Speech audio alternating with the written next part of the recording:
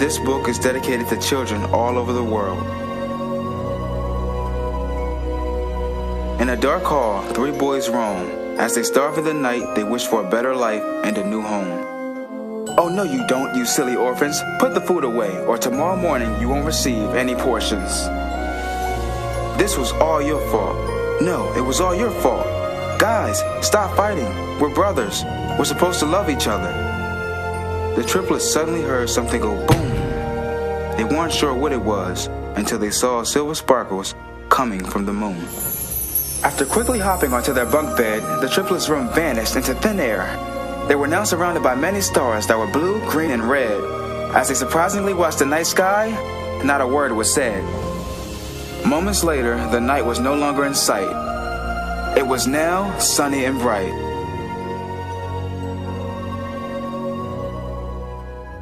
Meanwhile, in paradise, things didn't seem quite right. The girl angels were mad, but the guy angels were glad.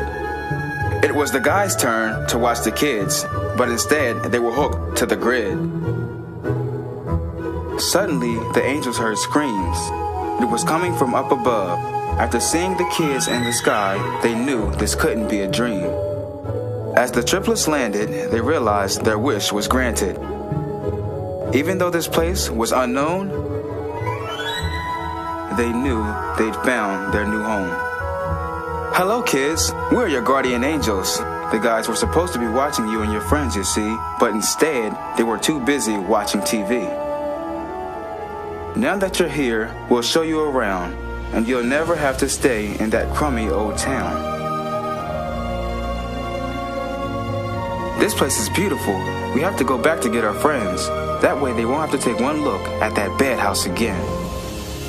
The next morning was extremely boring. The orphans were preparing to eat breakfast, and as the angry nun read off her checklist, she said, "After you all eat, you're going to wash the dishes and clean the counters, and I better not hear a peep. You guys, we have so much to tell you, but you have to keep it a secret, understood? Because tonight we're going to leave the orphanage for good." That night, when the nun fell into a deep sleep, the orphans placed their beds together without making a peep.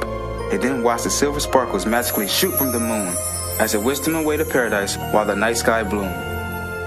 Paradise was everything the orphans had hoped for. They no longer had to worry about doing chores or being poor. Life was now exciting and no longer a bore. After a long day, they sat in their hammocks to sway.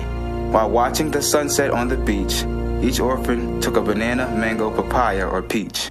After finishing their feast, it was now time to sleep. Good night, children. May you sleep in peace. Paradise has much more for you to see.